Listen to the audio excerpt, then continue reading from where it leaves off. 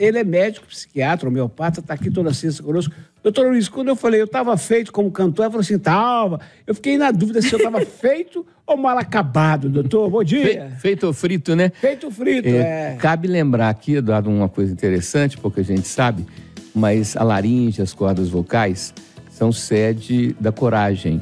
Então, quando a pessoa treina impostação vocal, quando ela faz aula de música, quando ela treina para colocar a sua voz no ponto certo. A pessoa desafinada, Eduardo, não é que ela seja desafinada, é porque ela ainda não encontrou aquela altura ideal.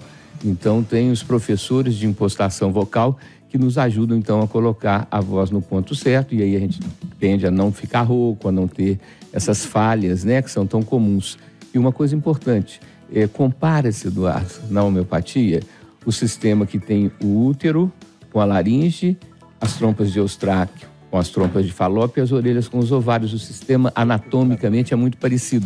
Então, entende-se que a voz é uma forma de reprodução. Daí, Flávia, o velho conhecimento de que no princípio era o verbo e, como dizem os indianos, todo o universo começa com o som cósmico da criação, que é o Om. Então, treinar a sua garganta, treinar a sua laringe e desenvolver as suas cordas vocais para que elas estejam no ponto certo é fundamental para uma vida mais com um posicionamento mais firme, com mais convicção das coisas. O futuro vai ser de só salário mínimo na Previdência Social, doutor? É triste, mas é verdade, Eduardo, porque pessoas que pagam mensalmente sobre 3, 5, 10 salários mínimos, depois que se aposentam em pouco tempo, em relativamente pouco tempo, já estão ganhando só o salário mínimo. Tem um raciocínio, Eduardo, que diz que é muito para quem paga e é pouco para quem recebe. No caso do salário mínimo, quando a gente faz a conta, né, eu estava vendo o número de bilhões que aumenta de custo para o governo, que tem muito mais funcionário do que precisava, isso é fato, nós temos que reconhecer. Quando aumenta R$1, são perto de 6 bilhões de custo para o governo federal. Então, é significativo o volume multiplicado pelo número de pessoas que recebe.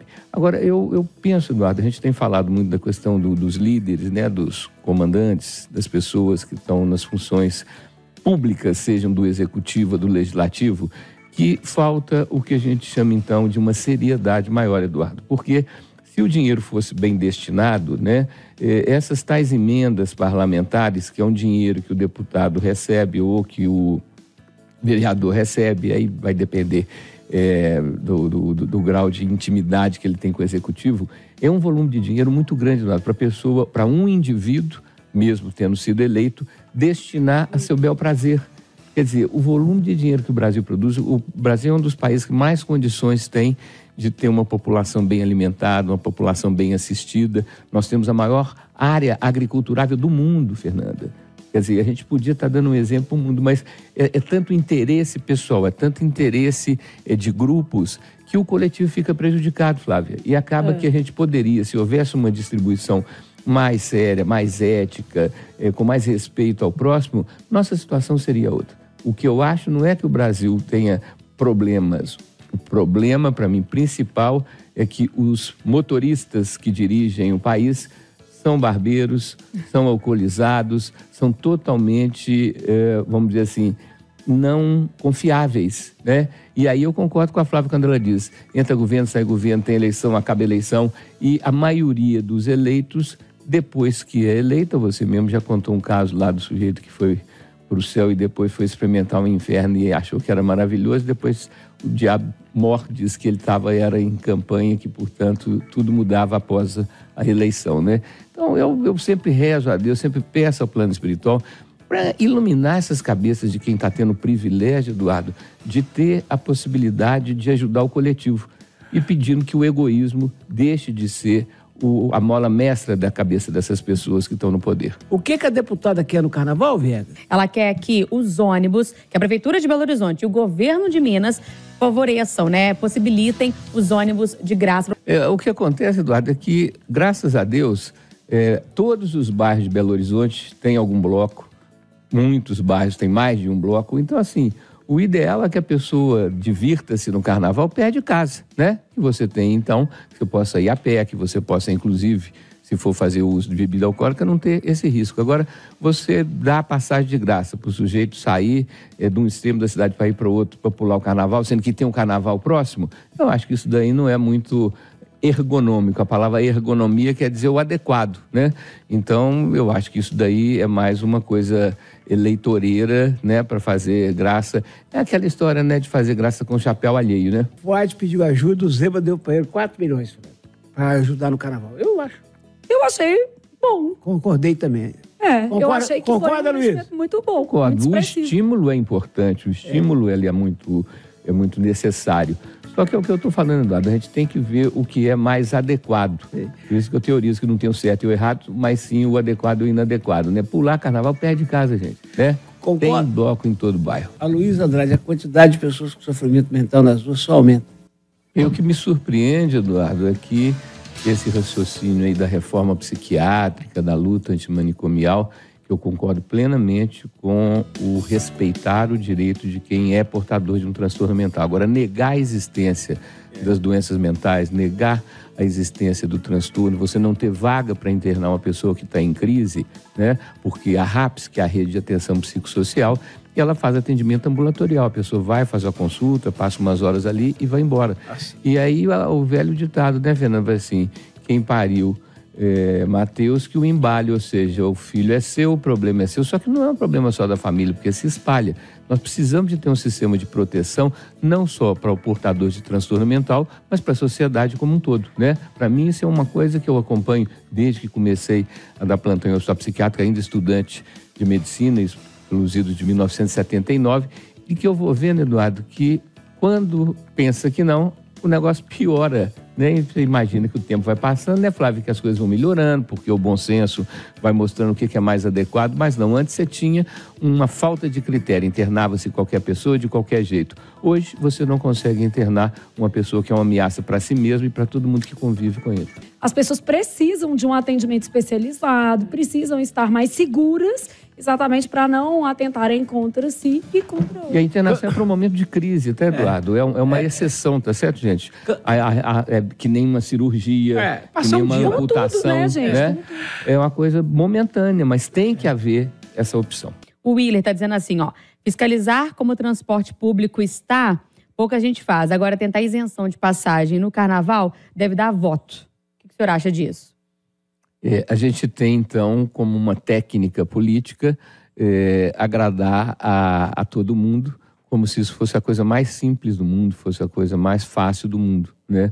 Por isso que a gente entende que a palavra tem que ter, Fernanda, um sistema de autorregulação. Quando a pessoa fosse conversar fiado, falar mentira, distorcer as coisas, ou prometer algo que ela própria não vai contribuir, quer dizer, joga uma ideia no ar assim, né? Eu acho que esse é o defeito da palavra. A palavra precisava de ter uma autolimitação e não se poder falar, Flávia, o que se quiser, do jeito que quiser, na hora que quiser, e como se não tivesse consequências tudo, né? Todas as ideias, todas as propostas, elas têm a construção, como fazer para aplicar aquilo na prática. Porque a teoria é muito simples, a teoria é muito fácil, né? A palavra aceita tudo. Mas na prática, a realidade da vida exige esforço, exige dedicação, exige um raciocínio de mais longo prazo, né, Flávia? Não dá para se pensar só no curto prazo, né? Eu acho que há problemas muito mais graves em Belo Horizonte e considerando o dinheiro como sendo público, que a gente poderia investir esse dinheiro em outras questões prioritárias. A gente tem que reconhecer que a alegria, que a felicidade é o tempero que faz a vida ficar mais suportável. Então, momentos de comemoração, momentos de alegria. Óbvio que o que a gente lamenta é que a maior parte dos foliões, né, faz uso de bebida alcoólica e de outras substâncias psicoativas que, de uma certa maneira, fazem com que essas pessoas percam um pouco ou muito da noção. Então, há riscos de briga, há riscos de... Eu só não sei se é a maior parte. Não, eu diria que eu andei no Carnaval de Belo Horizonte ano passado e eu acho que Flávia, eu achei bem tranquilo. Eu estive com meus filhos, foi assim... Não, mas eu estou falando do uso de substâncias, né? E que, claro, que isso daí é uma coisa que, se for feita de uma maneira abusiva e inadequada, é prejuízo. Mas salve a alegria, salve a felicidade, mas nós precisamos de ter, então, uma dose que não intoxique. Essa é a questão. Doutora Luísio, ainda é uma fala bem retrógrada, né? Essa de que as pessoas que se dedicam ao estudo ou ao trabalho não têm tempo para diversão? Ou não conseguem fazer as duas coisas ao mesmo tempo? Não, é possível, é muito possível que a pessoa tenha as duas coisas. O esforço, por um lado, e o desfrutar, comemorar no outro, né? Agora, o que a gente fica de olho, Fernanda, é essa questão. O sujeito vai cantar e recebe lá 600, 700 mil reais por 2 horas de show. E isso é que é questionável, né? A questão da adequação, volto a dizer. Como é que o senhor consegue entender um trem desse? Eu vou anunciar aí a minha empresa, que é a maior do mundo, vai ganhar fama, ficar bem com o povo, mas sem eu gastar um centavo. Não. Quer dizer, a gente tem falado muito do egoísmo, né, Flávia?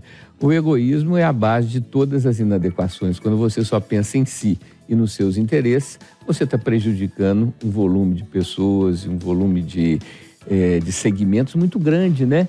Então a gente vê, Eduardo, o quanto que falta um raciocínio que seja um raciocínio mais fraterno, um raciocínio que seja um raciocínio de mais respeito para com o próximo, né?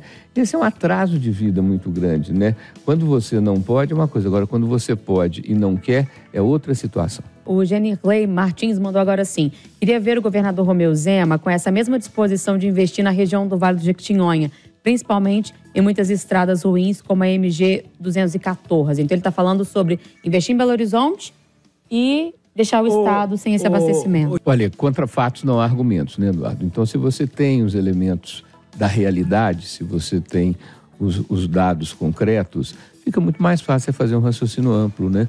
Porque quando você tem poucos elementos e faz um raciocínio conclusivo, né? Quando você chega a conclusões com poucas informações, essa conclusão provavelmente vai ser uma conclusão inadequada, né? E eu concordo que o papel do poder público é justamente melhorar, facilitar, ajudar a vida do cidadão, sem que isso queira dizer que o cidadão não vai ter que fazer a sua parte. É uma troca. Mas o poder público, ele, através dos impostos, o volume de dinheiro que o Estado tem e que as prefeituras têm, é um volume significativo. E ele precisa de ser destinado para o bem comum.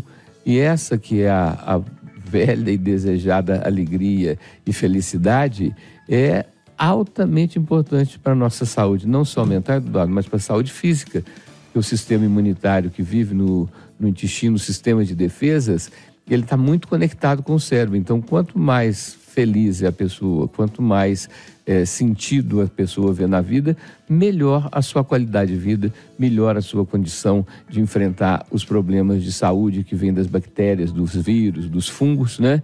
E os problemas que vêm de dentro. Quem são os problemas que vêm de dentro, Flávia? São os tumores, são os cânceres, né? Então, o sistema imunitário, ele não só nos protege dos ataques externos, mas também dos desarranjos internos que o nosso organismo pode apresentar. Então, precisamos, sim, de ter uma saúde mental saudável para que a gente tenha, então, uma vida com mais qualidade e com um sentido mais elevado, né, Eduardo? Porque viver só pensando em comer e defecar, beber água, né, e trabalhar e pagar a conta, isso não é suficiente. A vida é muito mais do que só sobreviver. Falando em obra, Eduardo, quero trazer um tema aqui, que é a tal revitalização da Avenida Afonso Pena, desde a rodoviária até a Agulhas Negras, no encontro com a Avenida Bandeirantes.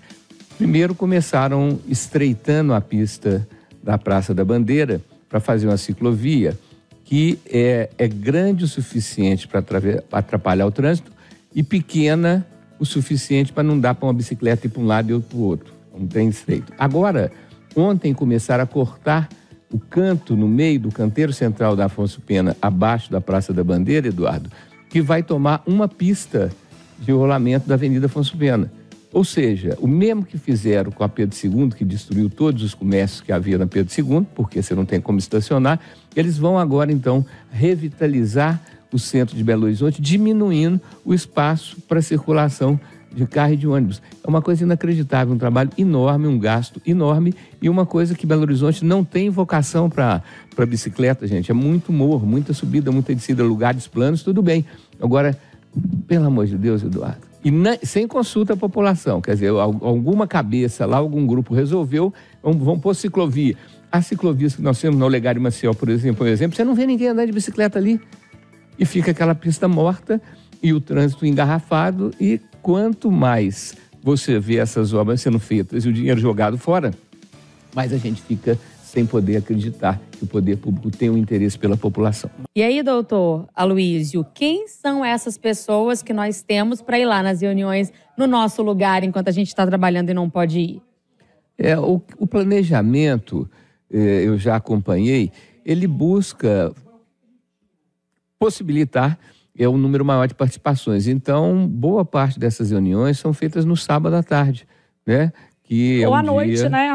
Ou de noite. O meu bairro é terça-noite. Né? Eu acho que isso que Flávia falou é muito importante, a nossa reflexão. Falou assim, nós precisamos de ter uma atitude mais cidadã, uma atitude mais participativa, de forma que a gente se sinta também responsável pelo processo, porque a crítica, ela é importante, ela é necessária, mas quando você fica só na crítica, sem trazer a sua contribuição, sem trazer a sua energia, as suas ideias, a sua vontade, fica uma situação de passividade, né, Flávia? Que gera um tipo de estado depressivo, que é a sensação de que nada adianta nada, porque tudo vai dar em nada. Não pode ser assim, gente. Nós temos que ter mais participação. Doutor, e o senhor também, na sua atividade diária, consegue fazer um breguete para a coluna não doer? Ah, sim. Isso daí é que nem beber água, Eduardo. Você não pode esperar ter sede. Você tem que ter aquele ritmo, aquele costume, aquele hábito, né? Então, entre uma consulta e outra, eu levanto da cadeira, eu ando um pouco, né? E não precisa de ter um grande espaço para você andar, basta movimentar um pouco. Lembrando, Eduardo, que a nossa origem é quadrúpede, ou seja, a gente dividia o peso entre as mãos, os braços e as pernas. E agora a gente, para ficar bípede, ficar em pé, a sobrecarga da coluna na região lombar é muito grande mesmo, né? Agora, você tem que ter o cuidado, estar sempre atento ao tipo de cadeira que você usa, o tipo de travesseiro, o tipo de colchão. Isso tudo faz muita diferença, Eduardo. E uma atividade física regular, a mais simples é a caminhada. Se você conseguir caminhar, tipo meia hora, 40 minutos por dia, isso faz a maior diferença, porque você coloca a musculatura em movimento e você fortalece os músculos. A maior parte das dores vem de uma musculatura frágil, uma musculatura fraca, que vai gerar, inclusive, a hérnia de disco, que é um quadro perigosíssimo, porque o que quer dizer hérnia de disco? É que a medula, que é a parte que fica dentro da coluna vertebral, ela sofre um tipo de exposição e as dores são muito intensas, são muito fortes e são crônicas, né? Então, dá para a gente entender, dá para a gente levar em consideração que a questão da postura é fundamental para que a gente, então, tenha um organismo, tenha um corpo com menos dores, com menos incômodos. A geração Z, que são as pessoas entre 20 e 30 anos, estão preferindo sair, se divertir, ir para casa de show mais cedo. Fundamental esse movimento aí do horário, Eduardo, porque a partir das 3 da manhã, as suprarrenais, que são as glândulas que produzem o cortisol, que é o hormônio da atividade, começam a liberar o cortisol na corrente sanguínea. Então, quando a pessoa dorme muito tarde, ou seja, até cedo, porque já é madrugada, ela não descansa verdadeiramente. Então, o ideal é que a pessoa se recolha, que a pessoa vá dormir em torno de 11, 11h30 da noite. Então, eu acho que essa sabedoria é muito importante, porque o cortisol ele tem um ritmo que é um ritmo assim, é como se fosse um relógio, Eduardo. Então, a partir das 3 da manhã, a gente começa a se preparar para acordar, e o horário ideal de acordar, gente, é quando o dia clareia, e no início do dia, você fazendo uma pequena caminhada de meia hora, 40 minutos, seu dia vai ser outro, você vai ter outra saúde, vai ter outra alegria de viver.